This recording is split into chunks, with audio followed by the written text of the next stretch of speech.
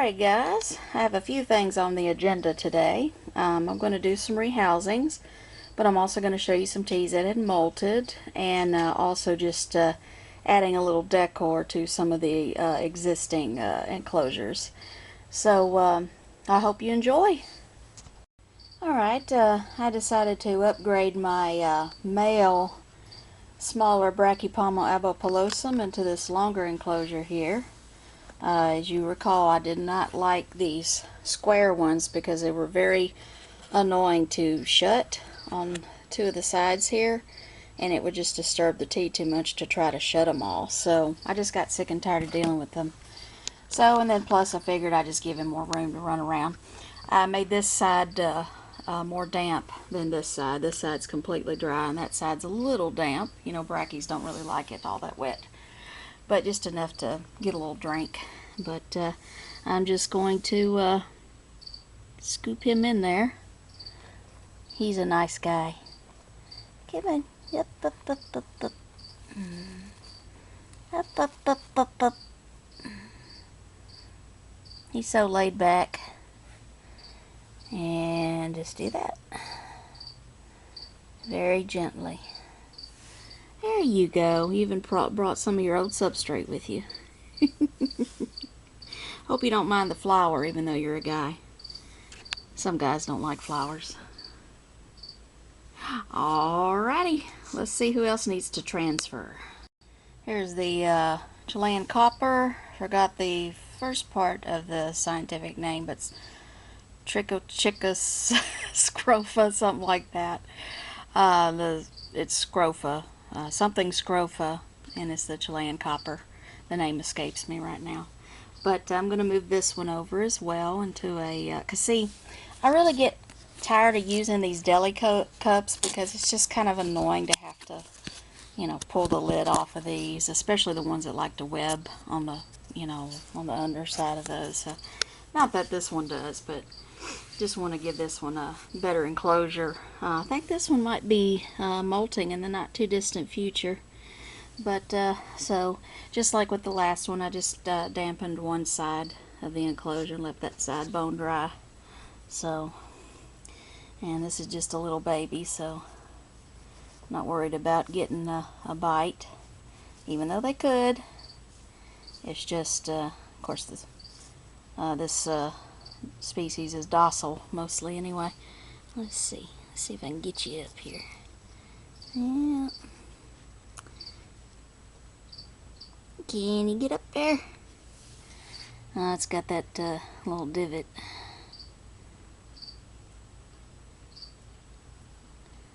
Okay. It hit him. It's stuck. Okay, hold on just a sec. There, that wasn't too bad. I just had to kind of open that up and that helped get her out. But, so yeah, you got little places to hide. You know, right there, under the flower or whatever. So, you enjoy that. I do think this one might molt in the not too distant future. So we shall see. Alright, let's move another one.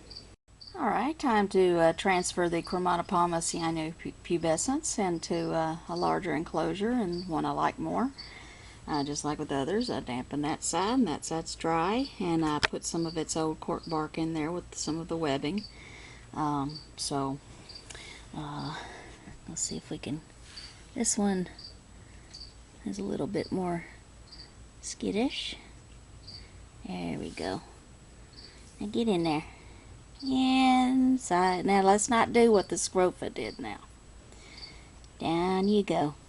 Here, don't you recognize that? Okay, well, that went pretty well. Alright, let's see what we need to do next.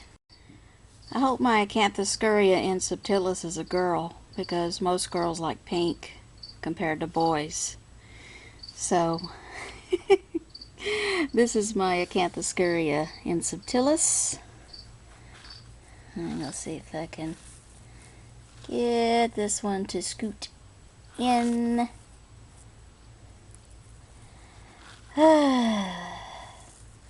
Preferably with one hand. Come on, in you go.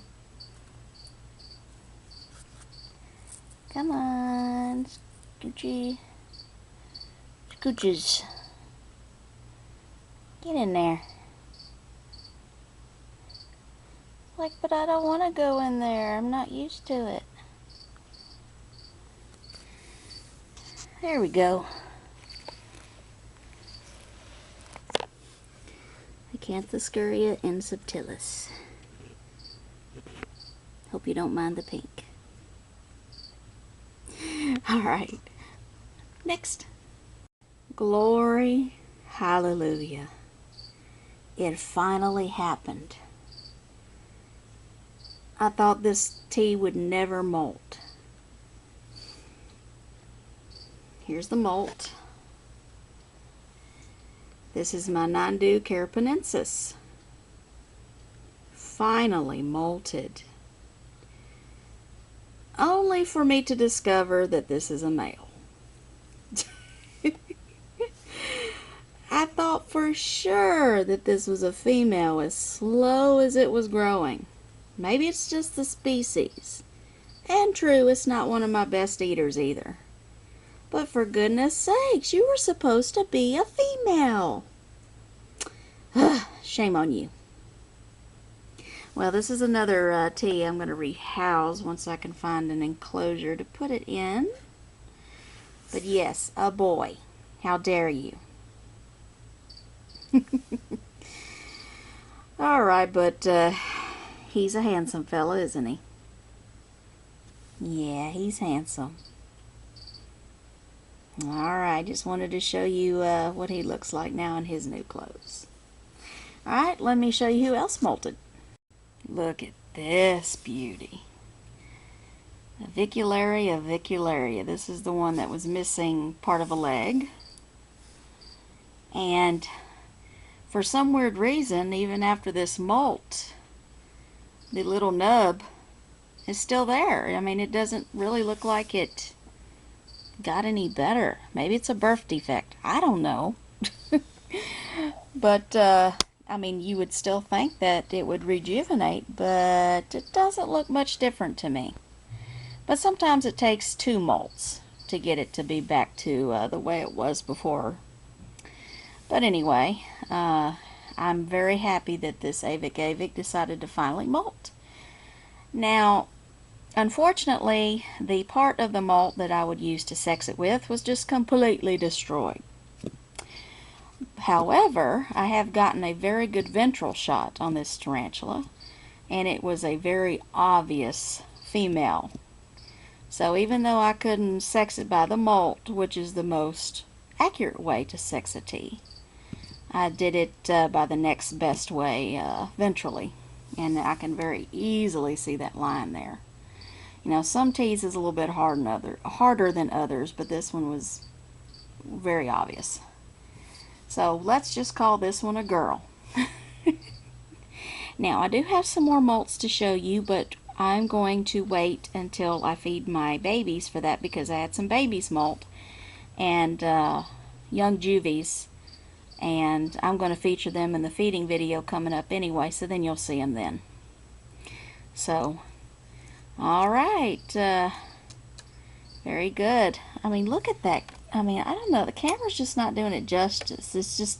It's a real dark greenish blue. It's so beautiful. Beautiful tea.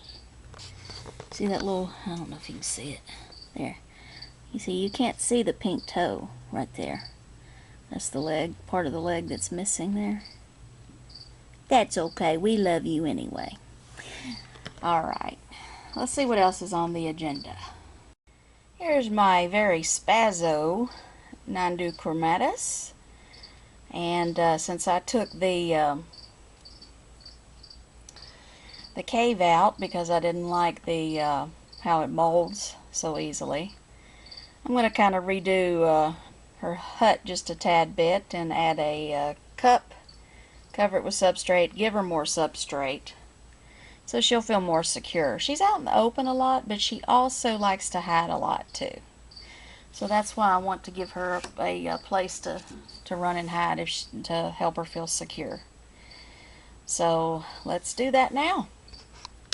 Here is my Nhandu chromatus enclosure that I've redone. Got her little hut and just a few decor here. to hide in, web on, whatever she wants to do. There she is. She was being difficult, as you can imagine. So it should be fun putting her back in. Let's give it a shot. Now, if she could cooperate and go straight down, that would be great.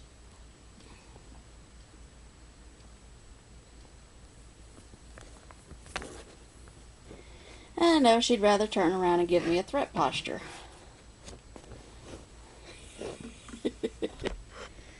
Look at that.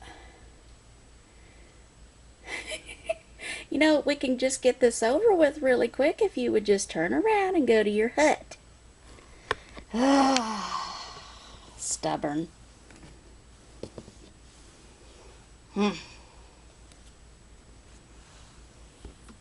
Yes, I know you're not happy. Yeah, I know you're mad. Here, turn around. There. No, no, no, no, no, no, no, no. Don't you come back out. Here, go in your hut. Yeah, okay, or you can do that. Yep, that's what they can do. She's not happy. Look at that. Yeah, this is why I don't handle her. Yep. She does that. Get over it. I gotta take a picture of that. There. Now calm down. Isn't she gorgeous though after that molt? Look how big she is. Man. Alright, honey, you enjoy your new home. Well, your redone home. And we'll move on to another tea that needs a little decor. I am totally itching from those Nhandu hairs. Whew. Now this one is the complete opposite personality-wise as the compared to the Nhandu. This is the Grammostola pulchripes. She's a sweetheart. And apparently she wants to say hello.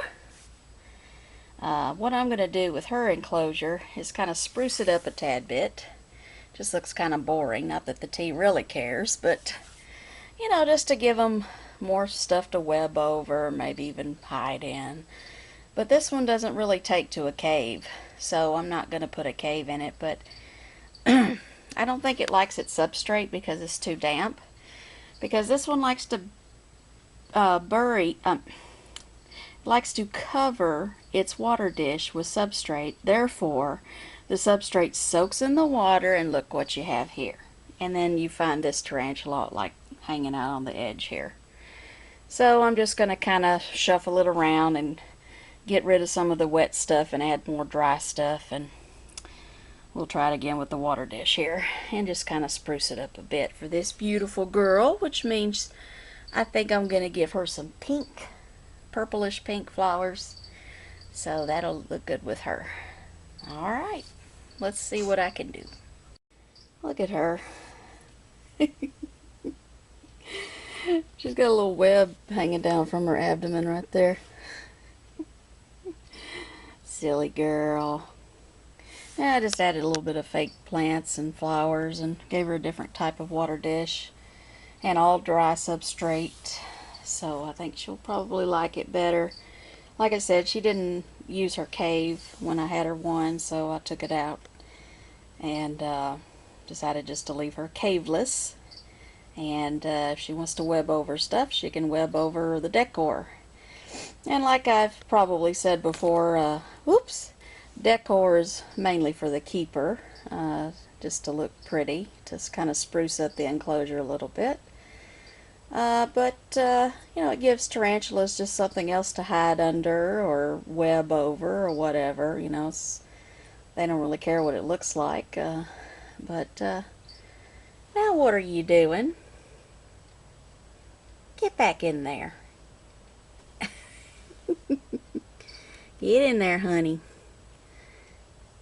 She's the complete opposite of the Nhandu, chromatus. That one was mean as all get out. Well, not mean, just defensive. Alright, you get in there and enjoy your new hut. Or enclosure. There you go. Got you some flowers for pink and purple, light purple flowers for a girl. Alright. Here's my smaller Theraphosa sturmey. And there's that one's enclosure. Doing really well. Okay guys, next video I will feature will be a feeding video of my babies, since I feed them twice a month, while I feed the larger ones once a month. So it'll be time for another sling feeding video, believe it or not. And then while I'm at it, I'll show you the freshly molted slings. Alright, stay tuned for that.